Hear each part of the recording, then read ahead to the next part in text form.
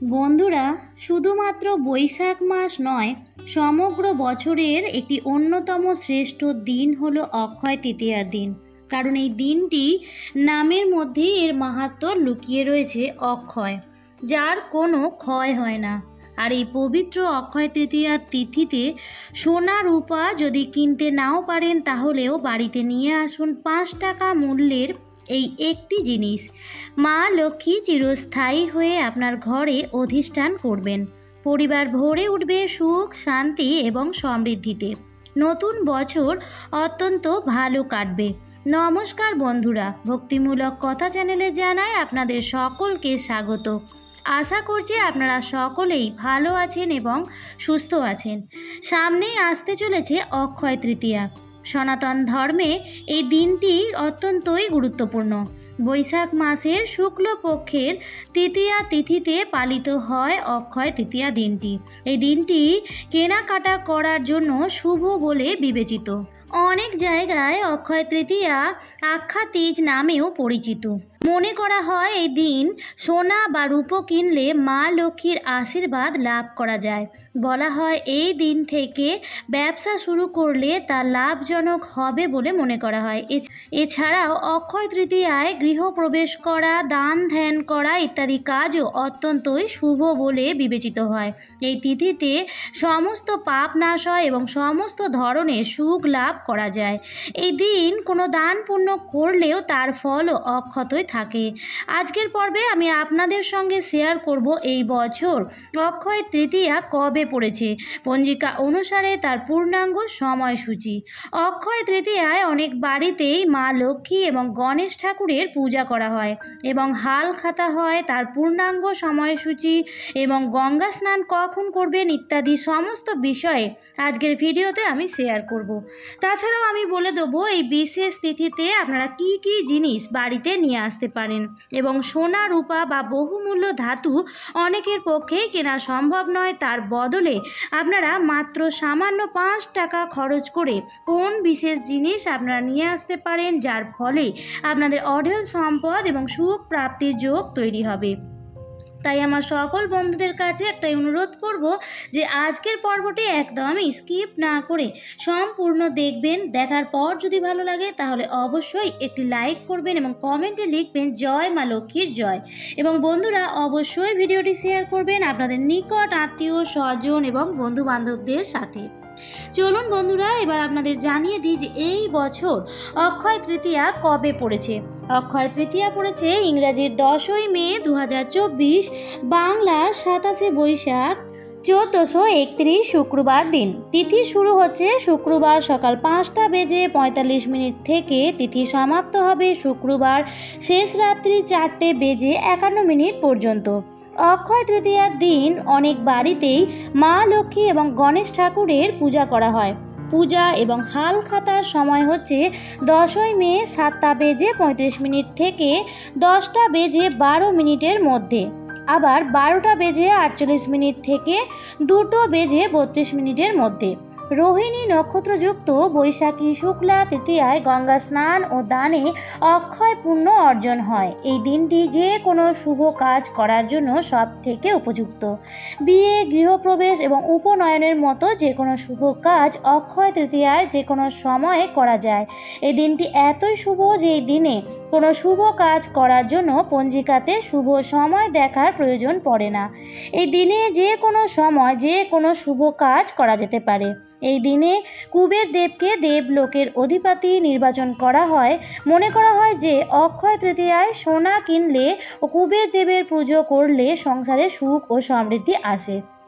এই দিনে দান করলেও তার শুভ প্রভাবে সম্পদ লাভ করা সম্ভব হয়। সংস্কৃত শব্দ অনুসারে অক্ষয় তৃতীয়া শব্দের অর্থ যে তৃতীয়া তিথিতে কোনো কিছুর ক্ষয় হয় না। বন্ধুরা, এই তিথিটির গুরুত্ব ধন ত্রয়োদশীর থেকে কোনো অংশে কম তো নয়ই, বরঞ্চ বলা যেতে পারে ধন ত্রয়োদশী থেকেও এই দিনটি অত্যন্তই গুরুত্বপূর্ণ। এই দিনে কোনো ভালো কাজ করলে তা অক্ষয় ফল লাভ করা সম্ভব হয়। আপনি যদি কোনো কাজ করার জন্য উপযুক্ত সময়ের জন্য অপেক্ষা করছেন, তাহলে অক্ষয় তৃতীয়া তিথিতে তা করতে পারেন। মনে করা হয় এই দিনে সোনা কিনলে মা লক্ষ্মীর আশীর্বাদ লাভ করা যায়, কারণ সোনা বহুমূল্য ধাতু এবং সোনাকে মা লক্ষ্মীর প্রতীক বলে মানা হয়। লক্ষ্মী দেবীর আশীর্বাদে জীবনে আসে সুখ, শান্তি এবং সমৃদ্ধি। জ্যোতিষবিদরাও জানাচ্ছেন অক্ষয় তৃতীয়ার দিন সোনা ও রূপোকে কেনার জন্য অত্যন্তই উপযুক্ত, এবং অনেকেই দামি ধাতু ও জিনিসপত্র কিনে থাকেন। মনে করা হয় এই দিন আপনি যা কিনবেন বা বিনিয়োগ করবেন তার মূল্য ভবিষ্যতে অনেক গুণ বৃদ্ধি করবে। কিন্তু বন্ধুরা, সবার অবস্থা তো একরকম নয়। সবাই চায় পরিবারে সুখ, শান্তি এবং সমৃদ্ধি বজায় থাকুক, কিন্তু সবার সামর্থ্যে কুলায় না সোনা বা রূপোর মতো মূল্যবান ধাতু অক্ষয় তৃতীয়ার দিনে কিনে আনার। তাই বন্ধুরা, এখন আমি আপনাদের বলে দেব সোনা রূপা ছাড়াও আপনারা কি কি জিনিস বাড়িতে নিয়ে আসতে পারেন, এবং তার সাথে সাথে আমি এটাও বলে দেবো যে মাত্র 5 টাকা মূল্যের কোন একটি জিনিস আপনারা নিয়ে আসবেন এবং মা লক্ষ্মী ও নারায়ণ ভগবানের চরণে সেই জিনিসটি নিবেদন করবেন। সোনা রূপা ছাড়া যদি সোনা রূপা আপনাদের কেনা সম্ভব না হয়, তাহলে আপনারা ধাতব কোনো জিনিস নিয়ে আসতে পারেন যার মধ্যে ঔজ্জ্বল্য আছে, যেমন কাঁসা বা পিতলের জিনিস। বিশেষ করে ঠাকুর ঘরে ব্যবহার করা হবে এমন কোনো ঠাকুরের বাসনের জিনিসপত্র আপনারা নিয়ে আসতে পারেন। এছাড়াও আপনারা নিতে পারেন নতুন বস্ত্র। অক্ষয় তৃতীয়ার দিন বস্ত্র কেনা যায়, তবে বন্ধুরা ভুল করেও কালো রঙের বস্ত্র এই দিন কিনে আনবেন না। আপনারা আপনাদের সিংহাসনে যা যা দেবী এবং দেবতা অধিষ্ঠিত আছেন তাদের সবার জন্য আপনি পোশাক নিয়ে আসতে পারেন, তাদের বসানোর জন্য আসন নিয়ে আসতে পারেন। বন্ধুরা, এছাড়াও আপনারা নিয়ে আসতে পারেন শস্য, যেমন ডাল, চাল। তবে কালো রঙের ডাল নেবেন না।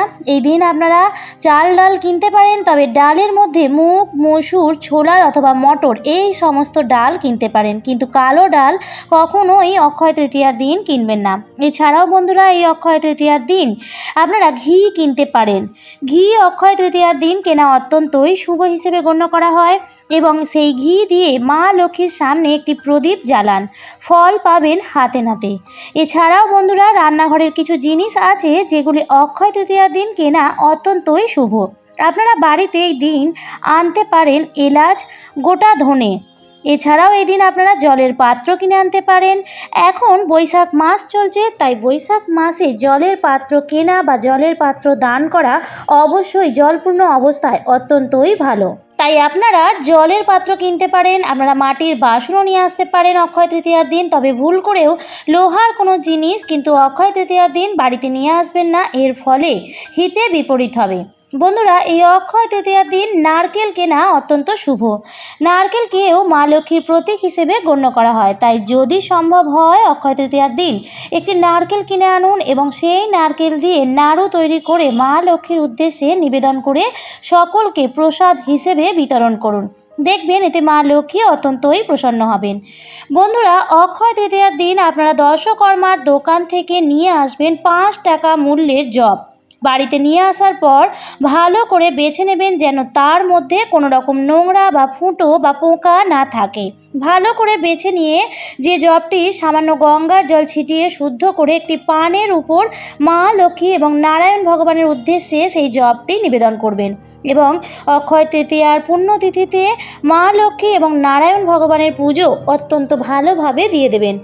এবার পুজো হয়ে যাওয়ার পর যখন আপনি ঠাকুর ঘর ছেড়ে দেবেন, তার কিছুক্ষণ পরে এসে একটি নতুন হলুদ শালু কাপড়ের মধ্যে সেই জবটি সংগ্রহ করে নিয়ে একটি পুঁটলি বেঁধে নেবেন, এবং তারপর আপনাদের বাড়ির যতজন সদস্য আছে সবার মাথায় সেটি ঠেকাবেন।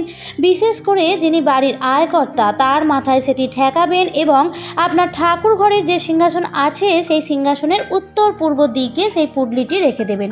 যদি আপনি ব্যবসায়ী হন তাহলে আমি বলবো আপনাকে দোকানে বা ব্যবসার স্থানে যে লকার আছে সেখানেও এটি রাখতে পারেন। যদি গৃহস্থ বাড়ি হয় তাহলে আপনি আপনার ঠাকুর ঘরে ঠাকুরের সিংহাসনের উত্তর পূর্ব দিকে সেই জিনিসটি রাখতে পারেন। 1 বছর ব্যাপী রেখে দেবেন, অর্থাৎ সামনের বছরের অক্ষয় তৃতীয়ার দিন পর্যন্ত। এর ফলে মা লক্ষ্মী আপনার ঘরে স্থিত হবেন এবং পরিবারে সুখ, শান্তি এবং সমৃদ্ধি বজায় থাকবে। পরিবার থেকে রোগ, জ্বালা, আপদ, বিপদ, অশান্তি এই সমস্ত রকম বাস্তু দোষও দূর হবে, এবং বন্ধুরা, এই বিশেষ জিনিসটি একবার করেই দেখুন, নতুন বছর অত্যন্তই ভালো কাটবে। আজকের পর্বটি আমি এখানেই শেষ করছি। দেখা হবে আবার পরের ভিডিওতে। ভিডিওটি ভালো লাগলে বন্ধুরা অবশ্যই লাইক এবং শেয়ার করতে ভুলবেন না। ভালো থাকবেন, সুস্থ থাকবেন। ধন্যবাদ।